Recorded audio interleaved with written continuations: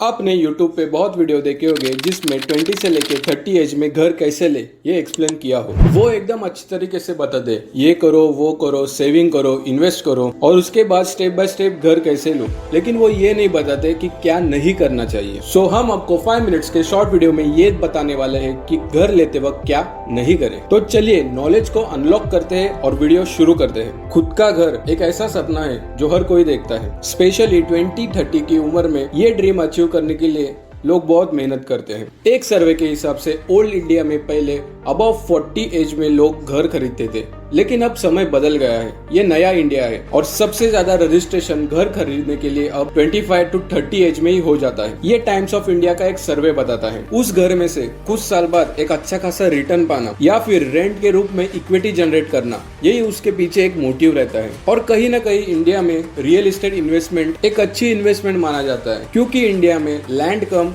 And population ज्यादा है। इसलिए सप्लाई एंड डिमांड का हिसाब रखते हुए लैंड का या फिर रियल एस्टेट का भाव तो बढ़ने ही वाला है। लेकिन एक सबसे इम्पोर्टेंट बात, खुद का घर लेना एक लॉन्ग टर्म इन्वेस्टमेंट है जिसमें बहुत सारा पैसा भी इन्वेस्ट होता है। सो कोई भी एक छोटी गलती आपको लाखों या फिर करोड़ों का नुकसान करवा सकती है। किसी को भी ये यंग एज में जल्दबाजी में या गलत अजम्पशन के आधार पे अपने डिसीजन नहीं लेने चाहिए। इस वीडियो में हम कुछ कॉमन मिस्टेक्स डिस्कस करने वाले जो हर कोई 20s और 30s में घर खरीदते समय करता है। इस लिस्ट में से टॉप 2 जो मिस्टेक्स है वो हर कोई करता है। आपको पता है ये मिस्टेक है, लेकिन फिर भी आप वो करेंगे। इसीलिए एटलीस्ट वो 2 मिस्टेक तो जरूर देखना और कमेंट करके बताना आपने इसमें से कौन सी मिस्टेक की थी या फिर आपको पता नहीं था और ये चीज आप फ्यूचर में करने वाले थे।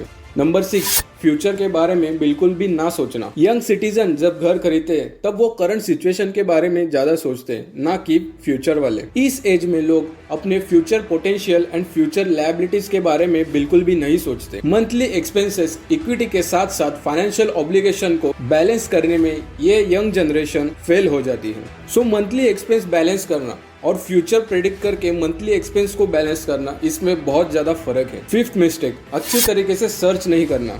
नई जॉब लगती है तब खर्चे कम होते हैं, तो अच्छा खासा इन्वेस्ट करके आप सोचते हो एक अच्छी खासी रियल एस्टेट प्रॉपर्टी ले लो। लेकिन धोखा तब होता है जब आपको पता चलता है कुछ साल बाद इसकी वैल्यूएशन उतनी नहीं है जितनी आपने सोची थी। एक गलत इन्वेस्टमेंट और आपकी पूरी लाइफ की सेविंग, पूरी लाइफ की इन्वेस्टमेंट तबाह हो जाएगी। अपने प्रॉपर्टी के बारे में इंफॉर्मेशन अपने पास रखना, उसे खरीदने के लिए गवर्नमेंट वेबसाइट से वेरीफाई करना या फिर ट्रस्टेबल रियल एस्टेट एजेंट या फिर ट्रस्टेबल लॉयर से मिलकर प्रॉपर्टी का प्योर वैल्यूएशन करना इम्पोर्टेंट है। इंडिया में कंसल्टेंसीज की वैल्यूएशन 0 है, इसलिए इंडिया में शायद ही कोई घर लेते वक्त लॉयर या फिर जो आदमी घर का वैल्यूएशन करता है उसके पास जाता होगा और घर का एक्चुअल वैल्यूएशन निकालता होगा। 4th, निगोशिएशन ना करना। एक स्टडी ये भी बताती है अर्ली 20s एंड 30s की उम्र में लोगों को निगोशिएशन स्किल 0% आती है और उन्हें लगता है निगोशिएशन करना मतलब अपनी इमेज दूसरों के सामने कम करवाना। अगर किसी भी प्रॉपर्टी ब्रोकर को पता चलता है आप एक जेन्युइन इन्वेस्टर हो, तो आपके घर की प्राइस टोटली आपके निगोशिएशन एबिलिटीज के ऊपर डिपेंड है। प्रॉपर्टी अच्छी लोकेशन पे है, अच्छी मेंटेन है, दिखने में अच्छी है,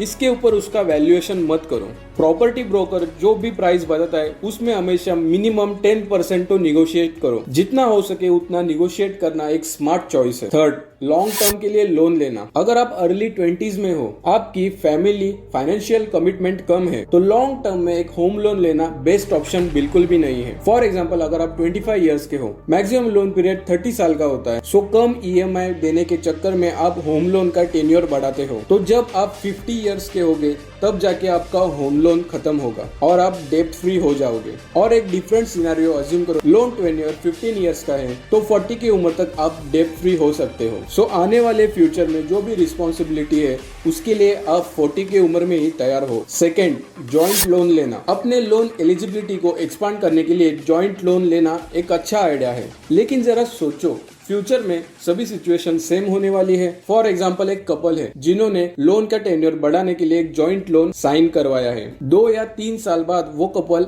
अपना परिवार शुरू करता है। अपने बच्चे की केयर खुद करना चाहिए, इसलिए हस्बैंड या फिर वाइफ दोनों में से एक जॉब छोड़ देता है। इन दैट केस आपकी डबल इनकम एक सिंगल इनकम में बदल जाएगी, वो भी फाइनेंशियल लायबिलिटी के साथ। दोनों में से कोई एक अच्छे खासे कर्जे में डूब जाएगा, लाइफ स्ट्रेसफुल हो जाएगी। इसलिए जॉइंट लोन लेना तभी समझदारी है जब पता हो दोनों भी लोन टेन्योर के लिए अपनी जॉब छोड़ेंगे नहीं, या फिर किसी एक की सैलरी ग्रोथ होना कंफर्म है और उससे आपका family budget and loan budget बिल्कुल भी नहीं हिलेगा। और नंबर 1 मिस्टेक जो सभी करते हैं, प्रॉपर्टी को फाइनल करने से पहले अपने परिवार के किसी भी सदस्यों को लेके उनकी एडवाइस लेना। अपने कोई भी एक रैंडमली रिलेटिव्स को पूछना इस प्रॉपर्टी की वैल्यूएशन क्या है। अगर उन्होंने खुद ने बिना वैल्यूएशन के घर लिया है तो वो आपको कुछ नहीं बता पाएंगे। सो मेरा तो यही कहना है, जिनके पास वैल्यूएशन का नॉलेज है, जो लोग इस फील्ड में काम करते हैं, उनसे ही एडवाइस ले, क्योंकि कंस्ट्रक्शन फील्ड पे काम करने वाला लेबर आपको नहीं बता सकता इस गोल्ड की या फिर इस डायमंड की वैल्यूएशन क्या है। उसके लिए आपको जौहरी के पास ही जाना पड़ेगा, क्योंकि बिना वैल्यूएशन के जिस तरह इंडिया में रियल एस्टेट के भाव बढ़ रहे हैं, तो मुझे लगता है यूएस में जैसे 2008 में रियल एस्टेट बबल फूटा था, वैसे ही इंडिया में रियल एस्टेट बबल फूट के एक बहुत बड़ा रिसेशन फ्यूचर में आएगा। और ऐसा ना हो, इसलिए ये वैल्यूएबल इंफॉर्मेशन अपने दोस्तों में या फिर रिलेटिव्स में जरूर शेयर करना, क्योंकि सिटीजन्स एजुकेट हो गए तो ही अपना देश रिसेशन से बच जाएगा।